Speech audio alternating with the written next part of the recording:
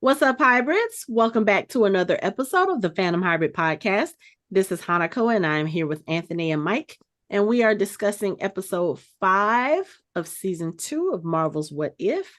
The title of this episode is What If Captain Carter Fought the Hydra Stomper? Or the Red Room presents the Stepford vibes. Man, that whole scene was so creepy. Oh my god. I was watching that and I was like, I looked at it the whole way with my face like this. Mm-mm. Mm-mm. Mm-mm. That was creepy. There's like Marvel presents Black Hole Sun. I was like, keep expecting them like the smiles just keep getting wider and wider. Right. Even though they did have like the hinge top hands when they were shooting at him, I was like, oh hell no. No. Creepy. It was creepy. So I would say one thing about watching this episode and seeing kind of things progressing and like parallels to the live action MCU, what I ended up doing rewatching this episode tonight, I ended up pausing and I was going to YouTube and I was looking at clips from like Captain America and the Winter Soldier and also from Black Widow, the movie, because there were certain things about the characters that made me nostalgic for those films. And I was like, I really want to see certain things, like the part where Natasha was picking up Peggy, and it was basically a recreation of the On Your Left scene with Sam and Cap. I thought that was cool, but I was like, "Oh, let me go watch this scene because it's when I like how they flipped it. I like how they flipped it with Peggy driving, and she was like, "No, I don't like running around in circles. Just get in the car." Yeah, so I like you that. Started with the Battle of New York, which was just and I didn't realize the Wasp was in it until I was just watching it just now.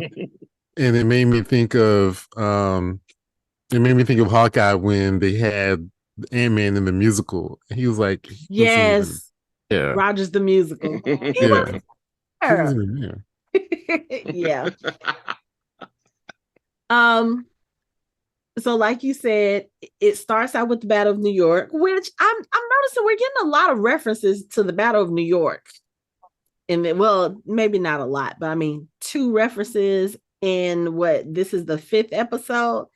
That's kind of But so we have the Battle of New York. You have them fighting with the Chitauri, and of course, instead of Steve Rogers, you have Captain Carter. And it does look like this is a continuation from one of the episodes from last season because they kind of lead into Natasha and Peggy finding the Hydra Stomper, and that was one of the endings for one of the episodes last season.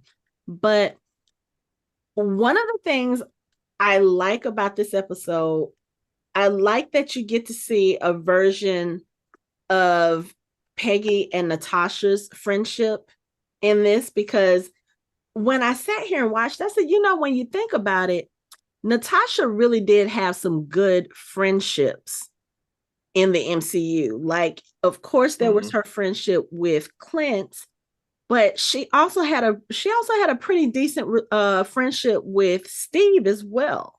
She had a really good relationship with Steve. Yeah. So I like that they transferred that over to Captain Carter because, historically speaking, they always try to pit women who are powerful against each other, or there's always some kind of tension, or, it's just something weird with them. And that's one thing I like about the Marvel films and what we have seen with the characters, because you don't get a lot of that. And I like seeing it, like, yes, promote the women being friends and supporting each other and all of this stuff. And you see a lot of that in this. And I was like, I need to see more of this because I like their banter. I like the fact that they can fight and play off each other. And I like the fact that Peggy is a nerd. Peggy is a all out movie nerd. Well, she's learning. The way she kept going, I love it. I love it though. It's beautiful. Like where she called him RoboCop. She made a RoboCop reference when she first saw the Hydra Stomper, and she was. I mean, just all throughout this episode. I think that was Natasha who made the reference, and Peggy was like, "What?" And she said, "Oh, you haven't seen that one yet, so that's what we'll do." And she's saying this while they're in the middle of fighting. Yeah, that's right. She did make the carbonite reference. The carbonite, that was awesome. About Steve. That was funny because Natasha was like, "Oh, so this is how you spend your Saturday nights." It's beautiful. Like, isn't that how a lot of us spend our Saturday nights? But anyway, I thought it was normal. Oh well. So I thought it was very interesting at the beginning of the episode when the Watcher is doing his narration, how he called Peggy Carter his friend. Like, this is a man who's supposed to be in the shadows, not supposed to be interfering. And of course, we know he did a little bit last season because a little bit. Said, just maybe more than a little bit. But I mean, as you said in the last episode, Anthony, if he hadn't, the whole multiverse would have went boom. True. So I like how they did the scene too, where he was putting the multiverse back together, and that's how he was like showing like the flashbacks with him like fixing the cracks, and then showing the scene, fixing these cracks and showing the scene. I thought that was really cool the way they did that. Yeah. So you see him talk about him sending the Guardians of the Multiverse, sending them back to their timelines from the exact moments that they left. And, Peggy Carter kind of having more to do with her time. So that's when we start seeing her and Natasha. They go because Fury has a job for them, and they end up on the tanker. Again, Captain America. I'm sorry. You have your hand up. Yes, Anthony. Backtrack. Side note, I was always interested to see more about the Natasha that he pulled from the universe where she was the only one left and put her in a universe that didn't have a Natasha, where the Natasha was killed. Is that not this Natasha? No, that's a different one. No, that's a different one. Because that universe that's Natasha from when they pulled when he chose Peggy Carter out, because she was fighting Batroc at that point, and Natasha was already there. The other one is from where the Avengers were killed and Loki took over the Earth. Oh yeah, okay. Okay, because I was wondering, because I remember, so I haven't gone back to rewatch the first season, so I'm a little fuzzy on the details, but I remember him sending everybody else back to their time, but of course he couldn't send her to hers because her timeline was gone. So there was no one left in her universe. Well, yeah. Yeah, Ultron killed everybody. Ultron wiped everybody out. The whole planet. So yeah. The whole universe. Yeah. By herself. Yeah. So that's why I was thinking, maybe this is that same one. Like maybe he stuck because because the Natasha in somebody's reality, one of those realities was killed. Hank, because Hank was killing the Avengers. Yeah, when he was the Yellow Jacket. Yeah. Oh yeah, I forgot. I did not kill. Yeah, because I did not like Hank Pym last season. Okay, I remember now. Okay. So yeah, all right. But anyway, I'm sorry, I didn't mean to sidetrack, but I thought it was interesting. You're good. So they go back to the tanker, kind of similar to again, Steve and Natasha in the MCU going to the tanker. Natasha having her own agenda as far as her own mission. But you see this with Natasha and Peggy, and Natasha's like, so I found the thing that Fury had us looking for, and I'm gonna need you to hold on to your horses. And Peggy is like, after all the stuff I've seen, I think I'm pretty okay. I think I got this. And Natasha was like, famous last words. So we see the Hydra Stomper. And we see Steve in the Hydra Stomper. And then we find out Fury has kind of known about this because there's rumors that the Hydra Stomper has been around since there's been rumors about the Hydra Stomper being around since the 1960s. And if this is the case, then that means that this is the most deadly killing machine, blah, blah, blah. And I was like, oh, so they took Steve and made him the Winter Soldier. So what did they do with the Winter Because Soldier? remember he fell off the train in the first one. Yeah. Just like Bucky did in the movie. Mm-hmm. So they basically just flip-flopped him. But it's almost like they programmed him, let them find him, then they activated him like in the 60s to turn him into the Hydra Stomper. Instead of the Hydra Stomper, he's Hydra Stomper. Mm-hmm. So and then what, like I was saying, so if they did that to Steve, what did they do to the Winter Soldier? Bucky is the Secretary of State. I was like, wait, what? Of course he is. Of course he is. I mean, but just like, but the first time I watched this, I looked at it, I was like, wait, why did he age? I was like, oh, that's right. He didn't get a serum. He didn't get a super serum. Okay, never mind. Carry on. But yeah, it was like, I like how the badass moment where he jumped in front of Steve before he shot, he was like, he's not going to shoot me. And he was like, he was almost wrong. I was like, oh, fuck, he's going to get blown up. Like, shit. No, he's not, because Peggy is there. Yeah. But still. But yeah, I was like, but it's like, as much as Sebastian Stan tried, it's like the voice just didn't go with old man. Didn't go with his old self. It was weird. Because I'm looking for like young Bucky, but I hear like you hear young Bucky and you see old Bucky. Right. And it was weird. Not that I'm complaining, because I just miss Bucky as a character in general. Like, I'm so ready for them. Like, start shooting Thunderbolts already, because I need Bucky Barnes on my screen. It's been way too long. Falcon and Winter Soldier was what, 2 years ago? 3 years ago? 2 years ago. It's been too long. But yeah, it was very weird. Fuck. It was very weird. And again, going back to what we were saying a few episodes ago, the fact that they are able to get certain characters or certain actors to come back and do their voices. I'm sorry, Nick Fury as a cartoon is just so weird, because there's something about live action that you can't imitate in animation. And with Samuel L. Jackson as Nick Fury, it's not just about the voice. It's about the facial expressions. It's about the body language. Like Samuel L. Jackson as a whole, when he is Nick Fury, it's like a whole aura, a whole attitude. And I heard it in this version, but I didn't necessarily see it or feel it. And it was just weird, but also because he literally was just standing behind a desk spouting off facts to Agent Carter. You didn't see him doing, he wasn't doing anything. Him being Nick Fury. Yeah. So it was weird. He was being a bureaucrat. It's like, we're not used to seeing bureaucrat Nick Fury. Right. Yeah. She said, you've known about this and you didn't tell me. He said, we didn't brief you on Bigfoot either. She was like, Bigfoot either. That was funny as shit. Okay, I was like, see, that's Nick Fury. I like that. Like, that was fun. I was like, nice. So yeah, like I said, it was weird. But that also says that Bigfoot exists in this version of the MCU. Right. Oh, you're talking about Sasquatch. He's in Alpha Flight. That's true. Wait, what? See? Nothing. Move on. Comic book stuff.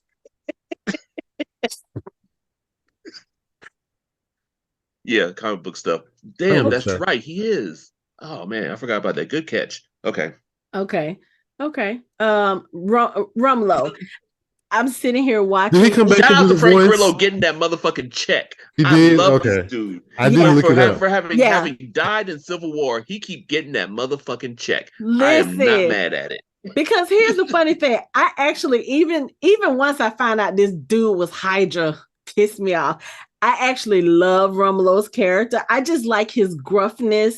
And something about the way he delivers his lines, like, I don't know if it's the voice, I don't know if it's just the attitude. Something about the way he does Rumlow is like, I don't like you because you're Hydra, but I really want to watch you fight and beat people up. And it was so weird because in this episode, as far as we can tell, he's a good guy. He's protecting,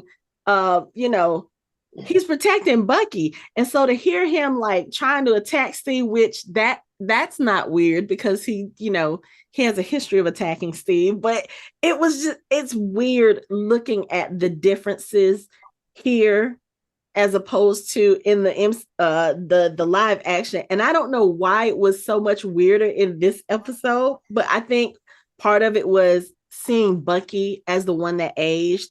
And Steve, not only is Steve still young, Steve is still pre-serum Steve. He's not super serum Steve. So that is like very weird, because I also feel like in this episode specifically, his voice does not match his body. He sounds older than he looks in this. And like, and I know they gave him the beard.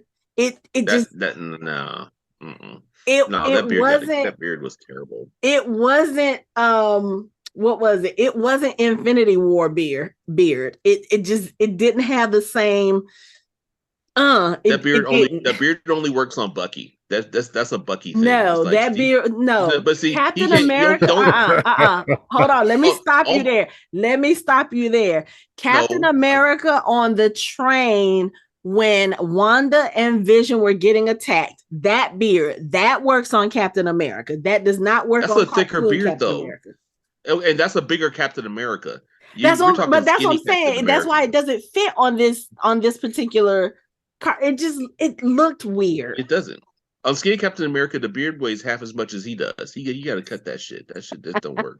No. Why are we having this conversation? I'm just saying. Because it needs to be had. We need to distinguish the difference between what works and what doesn't. A beard on Skinny Captain America doesn't work. That's what facial hair envy is important. Like we have to give props where props is due.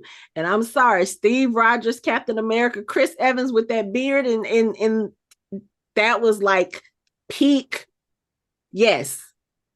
In this, no, you might as well have left him clean shaven. But of course, if he's been in the Hydra Stomper for 60 years, 70 years, then no, because he disappeared in the Hydra Stomper in the 50s, I think it was 53. Yeah, so 70 years. Yeah, I guess you grow a little bit of a beard, but you would.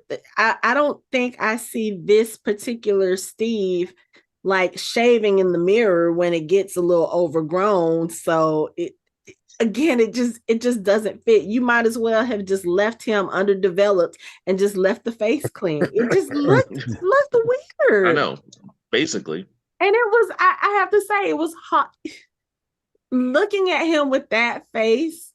Talking to Peggy, it was hard to like the moments where they were talking and they were connecting and they were almost kissing. I couldn't look at it because it looked like a grown woman with a teenage boy who was trying to grow his facial hair out. It just didn't feel right to me. It didn't. It didn't. But anyway, so they find Steve on this sub or on this ship, and then they realize that he is being controlled by he's being controlled by something. He actually attacks them, like really attacks them, like he's about to kill them. And again, I love seeing Peggy and Natasha fight together because they work well together, but Steve was whooping their ass. And then you have the emotional trauma of Peggy, who's looking at the face of the man that she loves, like trying to kill her. I was like, yeah, this is going to be a rough episode for her. But I didn't realize it was going to be this rough, because when I say that Joker, like when they set that up really good too. Like have her knock his helmet back, then fly sideways looking at her, like with no expression. I was like, oh, damn, that's sick. Mm-hmm. Like his eyes were just, see, that's the look that's that Winter Soldier look that Bucky had when Steve first took his mask off, when he just had like kind of a dead, like all business look. He was like, Bucky was like, who's Bucky? Right, like, right. Because he was like, Bucky? That's when you start seeing the, wait, what? Yeah. Like that dude like, knew me. No recognition. It's like, you could tell Steve was in the thralls, because he's like, he really didn't recognize. He's like, I'm going to come back around and kill your ass. Just give me a second. Mm-hmm. And I mean, almost succeeded. But he, they find out his target is Bucky. He tries to kill Bucky, and Peggy goes and she's able to stop him, and there's some fighting. She's able to knock him out.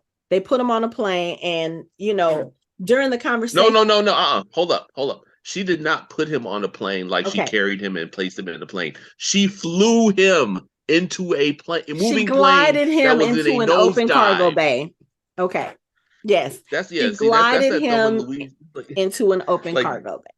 That shit was like, I was like, oh, damn. I know they're going to make it, but I don't think they're going to make it. It's like, as soon as he got in, it's like she fucking skirted up Atomic going back up. I was like, shit. Yeah. That was actually pretty dope. Yeah. But during the conversation that they had with Nick Fury, that's when they find out, or that's when Natasha kind of surmises that, oh, the Red Room must have taken control of Steve. And I was like, huh? How did she get to that conclusion? Right. But so I think what because she also said something about there were rumors that the Red Room was in control, that after she went and tried to kill what's his name, that the Red Room kind of went somewhere else, and they might have had control of the Winter Soldier, which would make sense, because what is it that we see them do in Black Widow? Like, they figured out how to take control over people's free will. Yeah. So it makes sense. So did they completely get rid of Hydra, or are they working for Hydra? Just like, because that confused me. I was like, why? I was like, why not just use? Well, I guess to make it more interesting, to kind of bring the Red Room back into it. Plus, I'm willing to bring bet Rachel Weisz back. I don't care about any other reason. They brought Rachel Weisz. That's what I was going to say. Someone on that staff was like, you know what, Rachel Weisz isn't doing anything. Let's just remember that Hydra and the Russians are not the same thing. Right. No, I know. Okay. But it's like, I was just saying that it was their thing initially. So it's like, who's thing? Well, they co-opted it. I mean, literally. Okay. So like, they co-opted with the do you know that? Because the Red Room seems like it's something separate. I'm confused. I'm not up on my Winter Soldier history. Sorry. Okay. So like I said at the beginning of this recording, in between watching this episode, I was going back to YouTube, and I was watching like clips from Black Widow, and I was watching clips from like the Winter Soldier, and a couple of other, just watching stuff with like Bucky and Steve in it. So in Black Widow, when Alexei, Yelena, and Natasha, they finally go and find Melina, she's telling them, she's having conversations with them, telling them about the advancements that the Red Room made. She said, you didn't even get to see the fruits of our labor in Ohio. And she starts explaining to them. So the base that we infiltrated or something, she was like, it was a shield headquarters or something. She said, actually it was Hydra at the time, but we didn't know that then.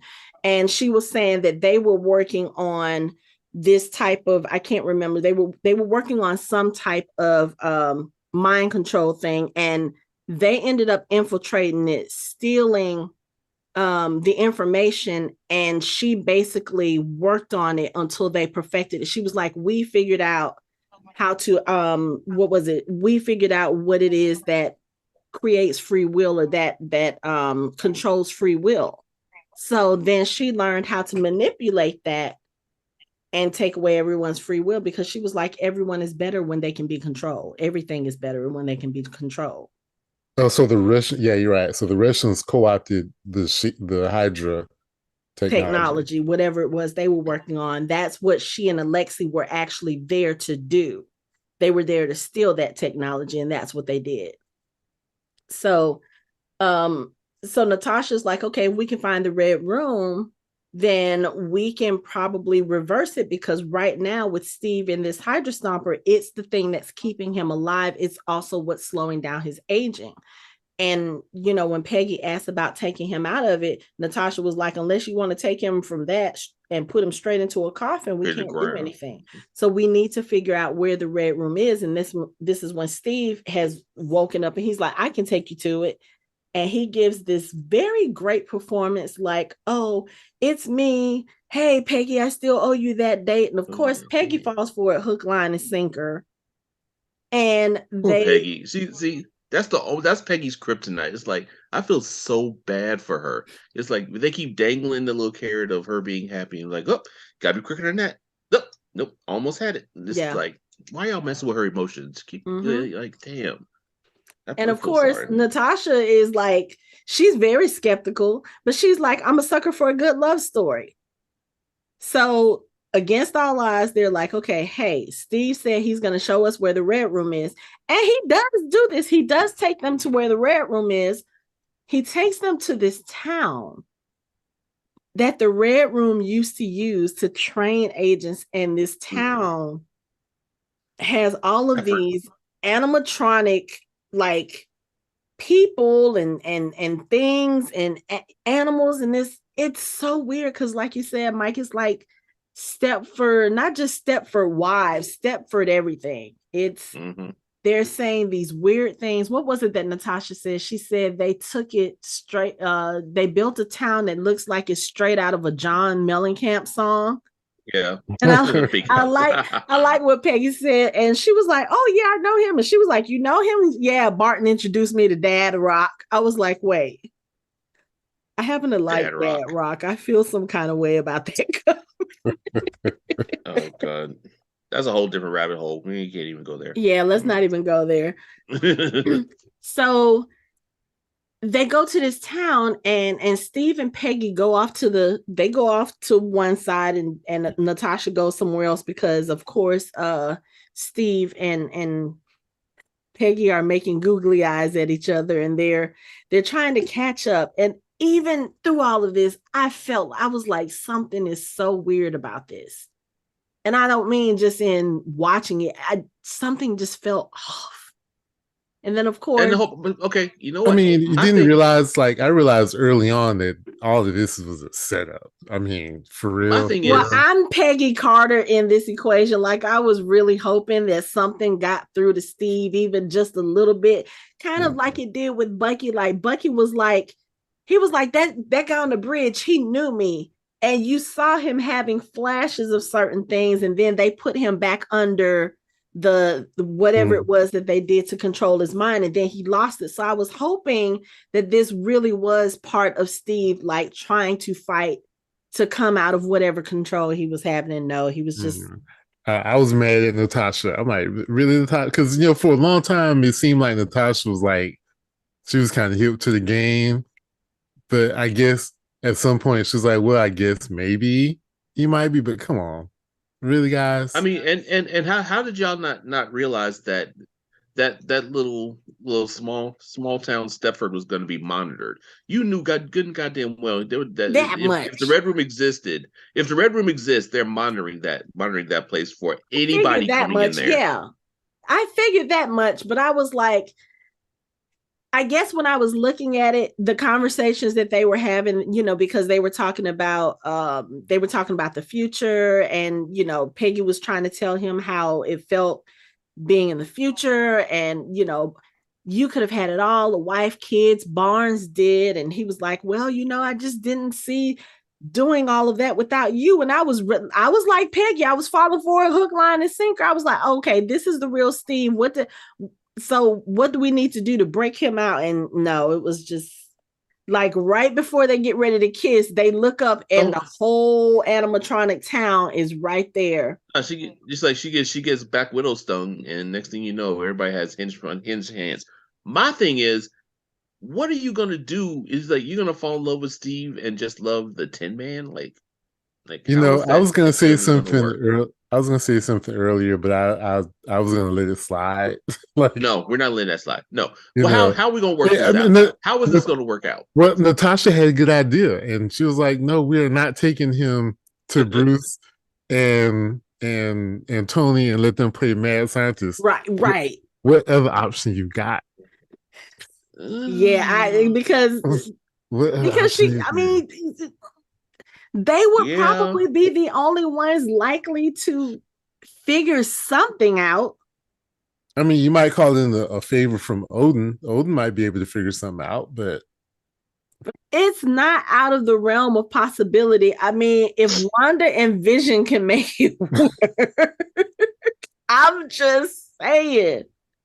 I mean, yeah, but this is WandaVision different. only made it work because He's in a tin can. Vision was basically an android. no, This is that a was all man in a about can. Wanda's powers. Wanda could make it happen. Yeah, Just- Wanda could messes make with it. probability. She can turn Yeah, him she can make anything happen. Anything Well, higher or maybe that's who below. they needed to go find. They need to go find Wanda. Wanda can make the magic happen. That's exactly. let's All get kind. away. So it's a world of possibilities with Wanda. It's just like whatever you want, I got you. No. Whatever you want, I got you. No. Anyway, want me to activate Steely Dan? I got you. So anyway, and she could do like you know how they have those parties with the things that you know what? Okay, she's like, oh, he's a real life doll. Like he's for real. No. How realistic do you want him to be? Exactly. People pay thousands of dollars for that. Those things are expensive as hell. Not that I've looked into. I mean, okay, if the Grandmaster can make it work with Tony Stark's suit. Yeah, ew. Why'd you have to remind me about that? Because you all should Wanda is only scratching the surface of the moving on. That whole vision thing. Oh my god. Moving on. You don't know what she was on top of. Oh my god. You don't really. I mean, that's a good point. I'm so sorry I mentioned Wanda and Vision. I'm so sorry. I'm so sorry. I mean, you made a good point. Don't be sorry. You made a great point. Look, Mike's about to make me mute his mic. I'm about to mute both of you. I'm just saying. You can't unring that bell, whatever kind of bell it was. You can't unring it. Hey, it wasn't. Hey, you know what? It wasn't me this time. The whole thing wasn't me this time. I appreciate that. I'm muting both of y'all. I'm muting both of y'all.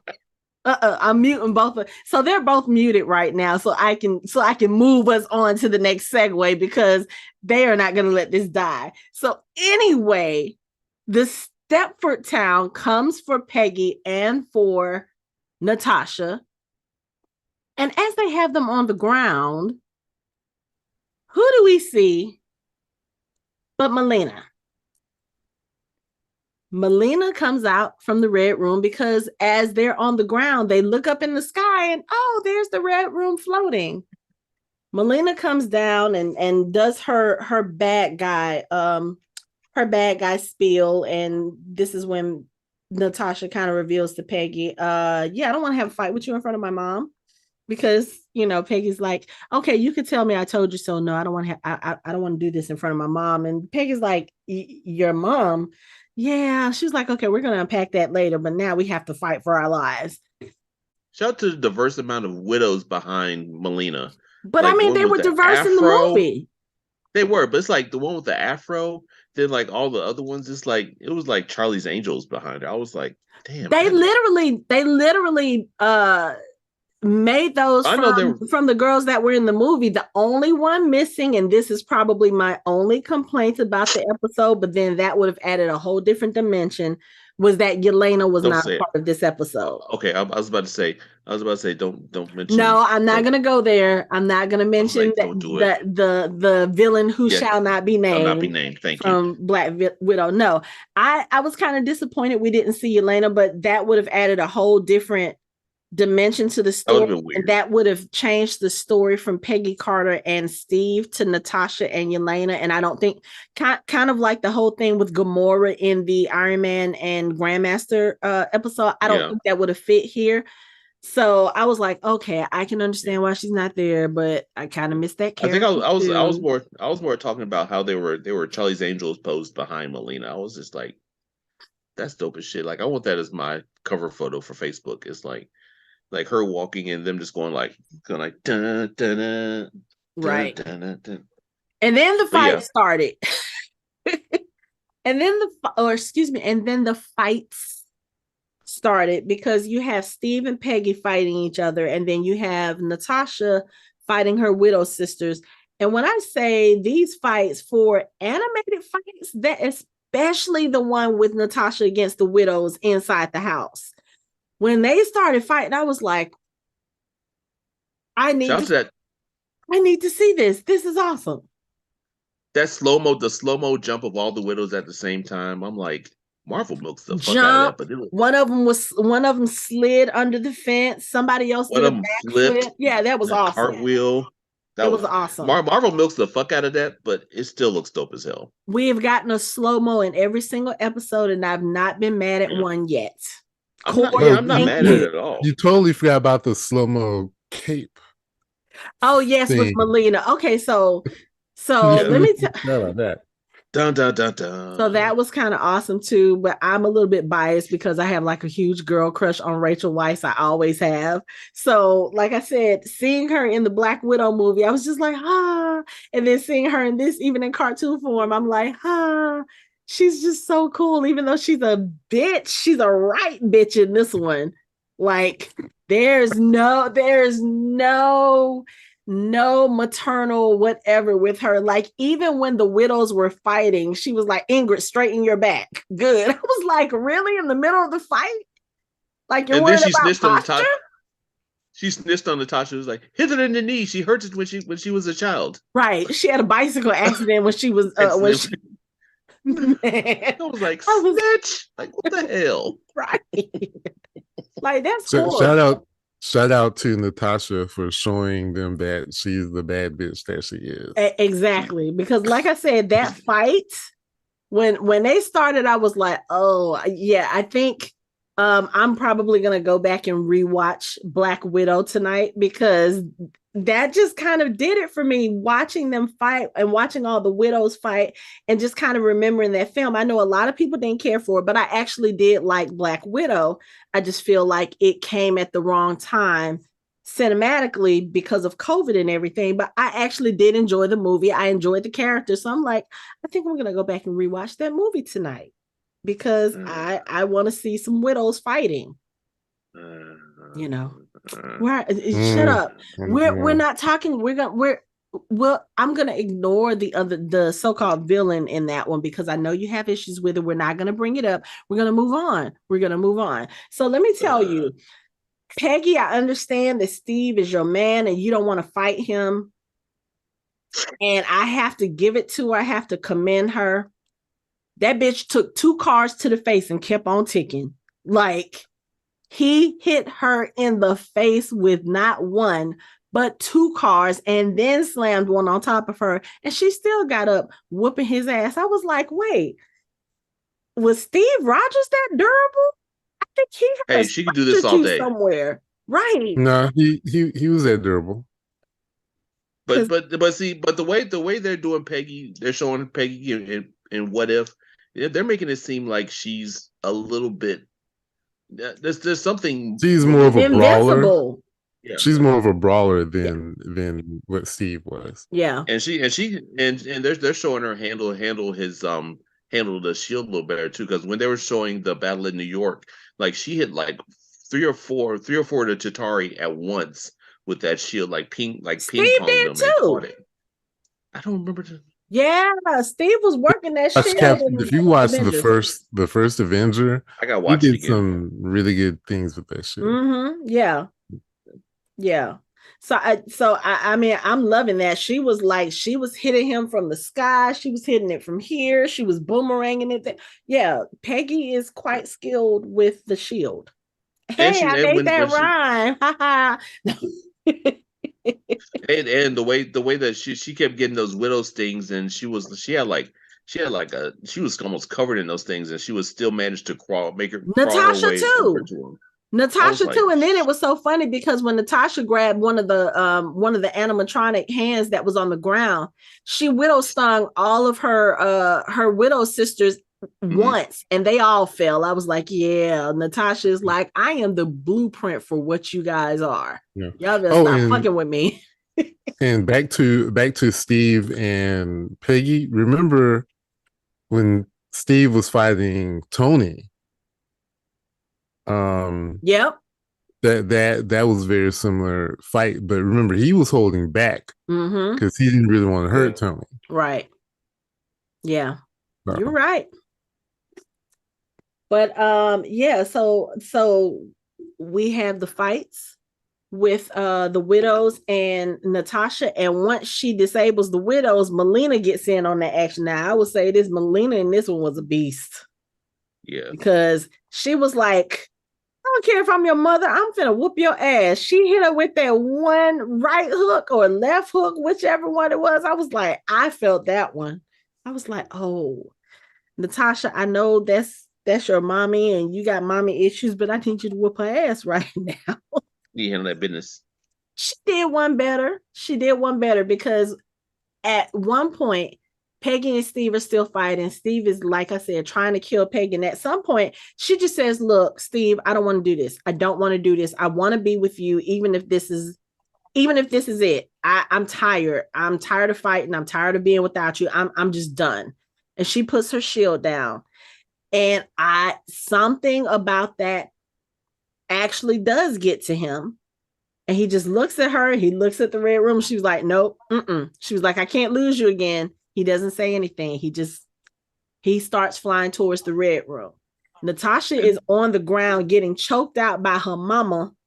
She sees Steve going towards the red room. She shoots a hook, and the hook just happens to catch Melina's leg. Melina goes up, and it's Russell Case on Independence Day.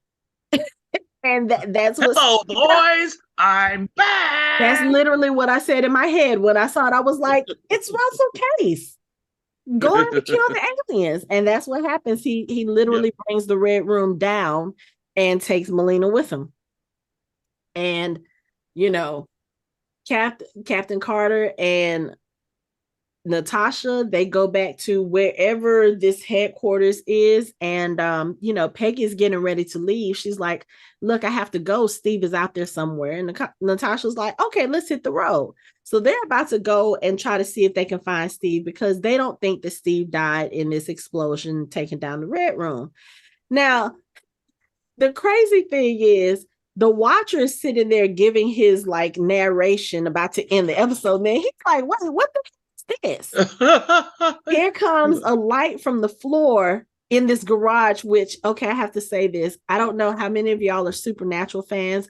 This doggone garage, when they showed it and Peggy walked out, I was like, why are they in the Men of Letters bunker garage?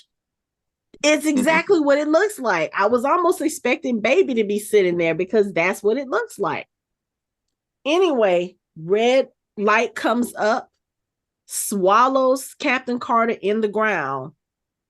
And Natasha's like, what the hell just happened? And the Watcher's like, that's a good question. Then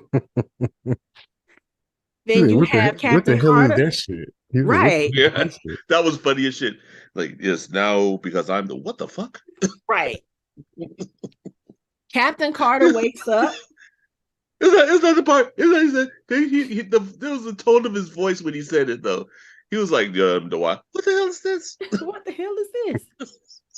He's like, his voice went up like 2 octaves. I was like, right. So then you have Jeffrey Captain Carter Wright waking up in. Is a very underrated actor. Repeat that. Jeffrey Wright. Very underrated. He really is. He's fucking top notch, man. He is. So Captain Carter wakes up. She's in the middle of some woods, and 2 people come to see her, and one of them is Wanda. Who's the other person with the eye patch? Because it didn't look like Nick Fury. That's Nick Fury. That's Nick Fury. Okay, because I couldn't tell at first because Wanda was holding a ball of red light, so the character almost looked white, and I was like, that sounds like Nick Fury, but it doesn't look like him. But okay, it was just a trick of the light. So, Wanda is like, oh, she will save our world. And Peggy is like, oh, well, so much for taking a night off. And she starts calling for the Watcher. Watch her. And then the episode ends. I was like, okay, so what did they do with Peggy Carter? But I have a feeling I know because of one of the titles for one of the future episodes, but we won't talk about that here. We're not going to spoil it. But this episode was fun. I did like this, but I found that I actually like the episodes with Captain Carter, which still again tells me I really need to go and like sit my ass down and watch the Agent Carter series, because I still haven't gotten past like the second episode. Because when I sit down, because when I try to binge it, stuff always comes up. So I'm gonna have to Agent Carter was good. Yeah. So I'm gonna have to watch it because I actually do. I really like her character. And I want to see more of her. Like the little glimpse that we got of her in Multiverse of Madness, I was like, yeah, I could watch some more of this. But she didn't last long in Multiverse of Madness because of Wanda. Thanks. But I would like so to see more of Agent Carter is not the same as Captain Carter. Yeah, I know. So temper your expectations. No, but I'm just saying, I like Peggy Carter as a character, period. I like her. I would like to see more Captain Carter in the MCU, and I mean, we know she's out there somewhere, so hopefully we'll see a little bit more of her. But I had fun with this episode. I like seeing the episodes with Captain Carter, and like I said, I like the dynamic with her and Natasha. Like they had the banter, they had the back and forth, but it didn't feel forced to me like the last episode did. So yeah. Seeing Bucky as an old man is weird though. I'm sorry. I'm just seeing and hearing him is just weird. It's like if he would have sounded older, I probably would have been better. But it's like he didn't age his voice enough for me. And it's like everything else. But I love one of my favorite parts of this is Rachel Weisz playing off, because I think if I remember correctly, like I think they said that in Black Widow, she was actually supposed to be the villain in it, but they changed it. So they actually went through with what if she was actually the villain in this, and I feel like we got cheated. I would have loved to still seen her as the main villain, because I think she would have done a good job. I would have liked it too, but I feel like in a way because of what happened with Natasha in Endgame, and then also with them trying to tie in her and Yelena so that we can get introduced to Yelena's character. There's that emotional bond there to take us through whatever Yelena is about to go through in the MCU. I feel like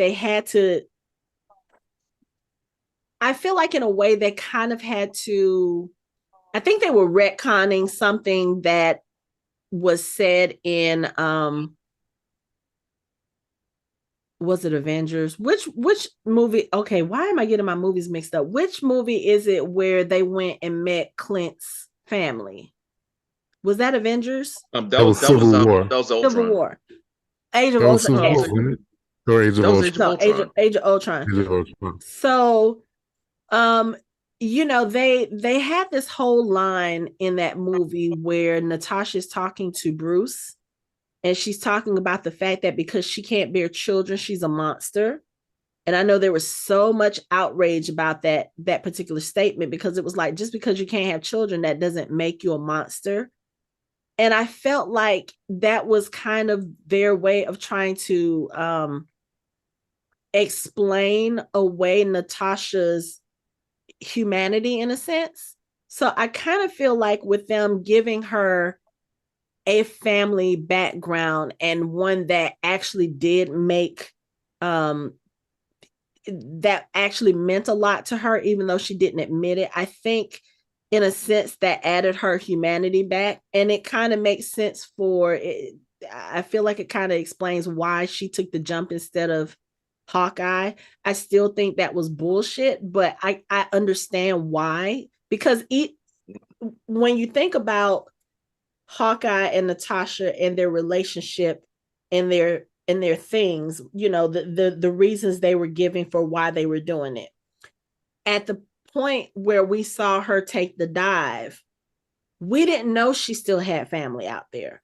You know what I'm saying? And I think once we get the background with Melina and Alexei and Yelena, and then also with the Hawkeye series, finding out that Yelena was one of the people who disappeared during the blip, it makes Natasha's decision, for me, it makes it make more sense. It wasn't just that she was sacrificing herself so that Clint could have his family. She was also trying to bring her family back. And I think if we didn't see that family actually meant something to her, it just still would have been, oh, Natasha sacrificed herself for this dude, because that's how a lot of people took it, oh, here she is, woman, she's sacrificing herself for him so he can have his happy ending, when she's had nothing but heartbreak.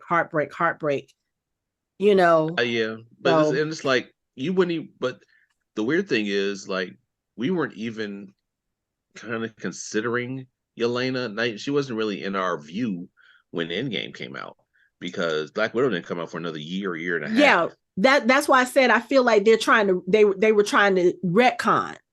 So if Melina was supposed to be evil, I feel like Natasha, if she had stuck with that whole thing about, oh no, this was just a job for us, it was just a mission, y'all aren't my family, this was only 3 years of my life, I don't give a fuck about y'all.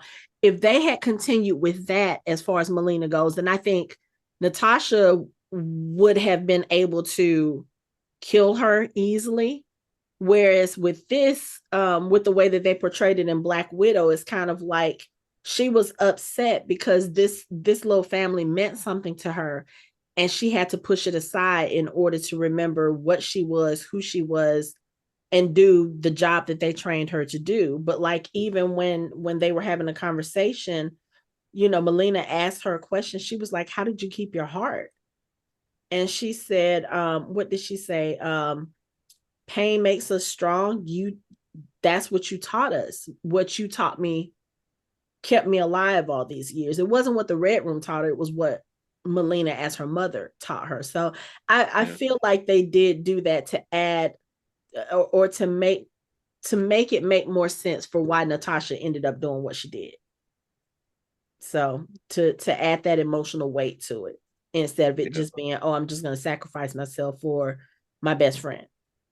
Because I mean, at that point, Clint, Natasha has red on her ledger, but Clint, at that point, everything that he did is Ronin. He could have taken that die. You know what I'm saying? Yeah. And I say this as a Clint lover, as a Hawkeye fan. So his ledger was soaked. Yeah, even though he was doing. It's not like he was killing good people. He was killing bad people. He was killing the worst of the worst. But still, it was. Yeah, but we find out that he's out here killing people's daddies and shit. Like, you know what? We're not even really. We're not bringing the echo talk in yet. We're not there yet. I'm just saying he did. Yeah, we're not ready for that. He did. Yeah. But he did. He out here killing people who have kids with no feelings about it. We're not ready for that. We're not going there right now. That's already happened in Hawkeye. Do I need to mute you again? Look, I'm muting him again.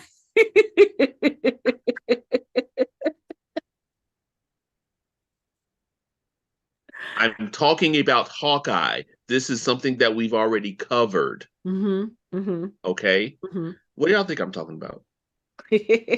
Anyway, I'm literally talking about Hawkeye. We see this in Hawkeye. Okay, Mike. Okay, let it go. I'm just saying. I don't know what y'all are talking about. But that's what I was talking about. But yeah, I see what you're saying, and I think it makes sense that that's the one good thing that came out of them retconning things like that, is that it gives you a clearer picture of why things happen. Mm-hmm. But it's still, I agree with you though. It's still fucked up.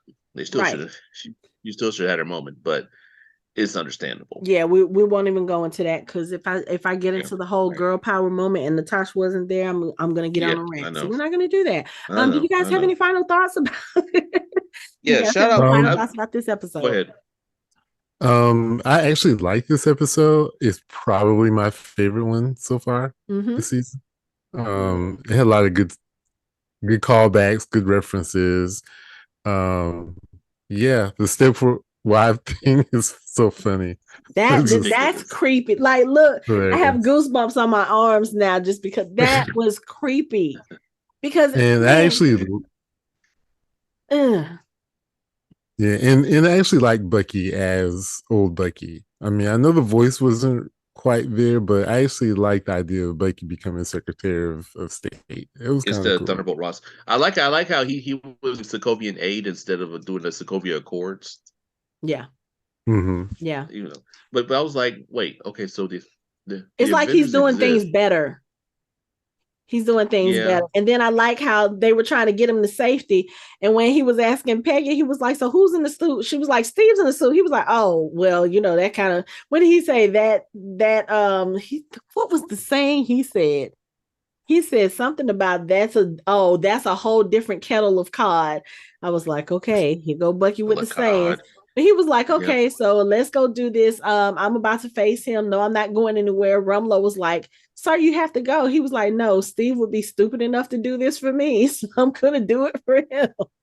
So basically. Yeah. And we know he wasn't Hydra because it's Bucky. Yeah. Yeah. Otherwise he would have been like, stop, quit it, don't, and let him go on and get killed. Also, shout out to going back to our previous conversation about how strong Peggy is. Peggy getting on the back of the Hydra Stomper and going through 7 or 8 stories of a building before going out the top of the building is some boss ass shit. It's like, god damn. Like, I don't see how she did that shit. I'm telling you, the same way Steve jumped 40 stories and landed on his side and shook it off. Oh my god. Yeah. Just like, okay, yeah, gotcha. It's like